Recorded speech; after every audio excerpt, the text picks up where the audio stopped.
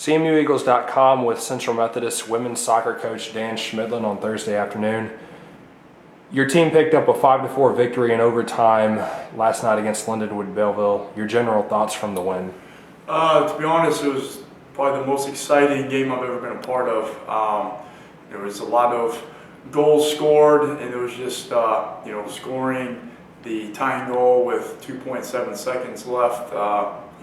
You're not around that all the time, so pretty special game. The team fell behind 1-0 early before Kelsey Van Zant was able to give a spark, and your team jumped out to a 2-1 lead. What did her play midway through the first half mean to your squad? Kelsey had a really good game for us. Obviously, she ended up getting the game winner in overtime.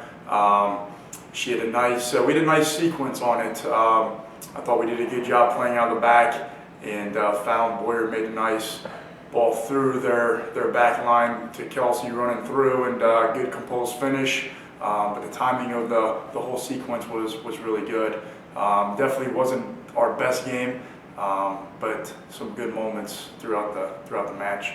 After the Lynx came back to tie the game on a penalty kick, your team jumped up 3-2 in the second half and then had a one-player advantage for the rest of the game after a red card sent off one of Lindenwood Belleville's players. At that point, did you think you had the game in hand? I think we should have, definitely.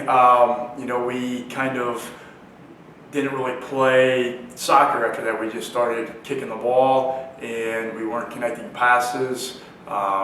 I think we thought that just because they were a player down, the game, and we had a goal lead, that the game was over. And obviously we ended up letting them back into the game. Lindenwood Belleville scored 2 shorthanded goals in the span of about 2 minutes. Talk a little bit about their resiliency and their inability to go away. They're a team that keeps getting better every year. This is the third time we've played them, and they're definitely on the rise, no doubt about it. I think we just we made it too easy for them. We were pretty sloppy in the back, and we were missing passes, had no possession, and they definitely capitalized on the opportunities. With under 3 seconds to play in regulation, a Jordy Retzloff corner kick to Bola Adoba ties the game. The exact same play had scored a goal for your squad earlier in the match. Did you think it was like looking at deja vu? I knew we had enough time, and I knew we had our whole team in the box, and at least when I thought the runs looked good, the ball was served well, so I knew we'd have a good chance to win the first ball, put it on frame, and that's exactly what happened. So.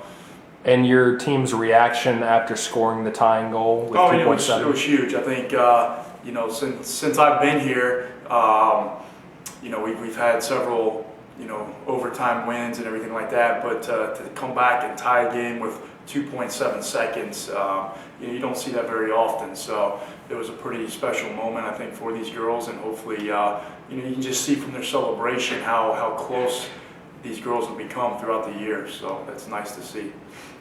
Your team was missing HAC Offensive Player of the Week, Lindy Adair, but was still able to pull out a victory.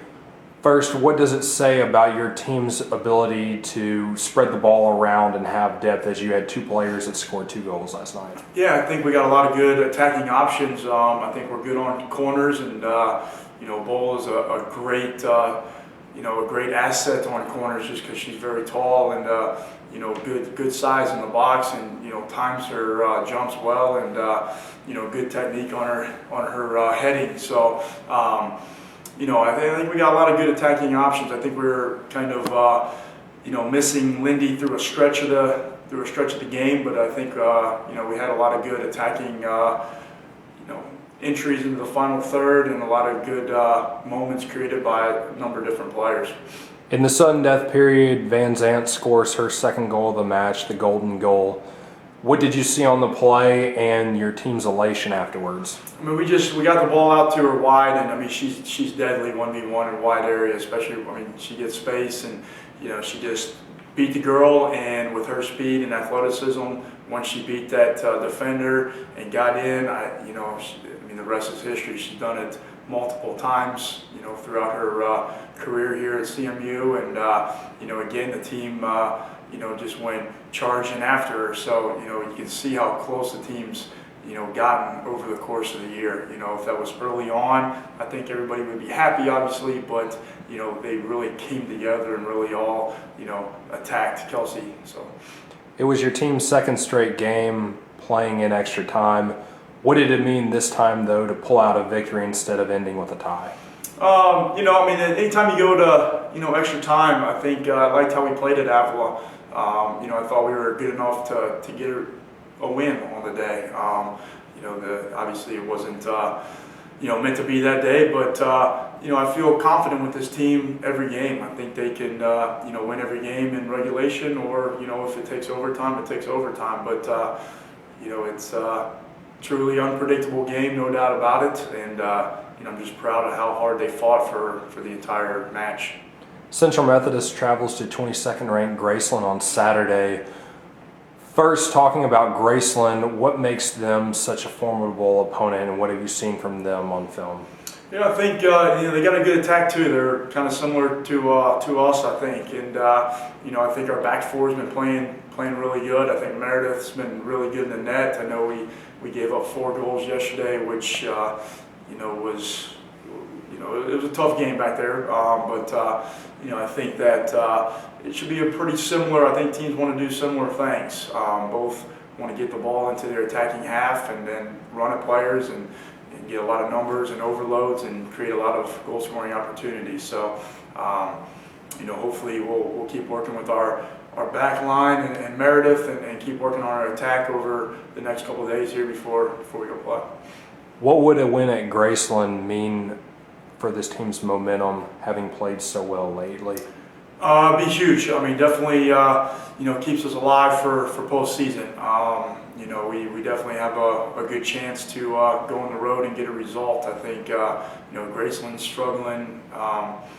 They haven't won a game in conference. They're 0-1-3, I believe. So, so we got a draw in conference and just coming off of a nice win here. So, I think the game's pretty much up for grabs, and hopefully we can capitalize.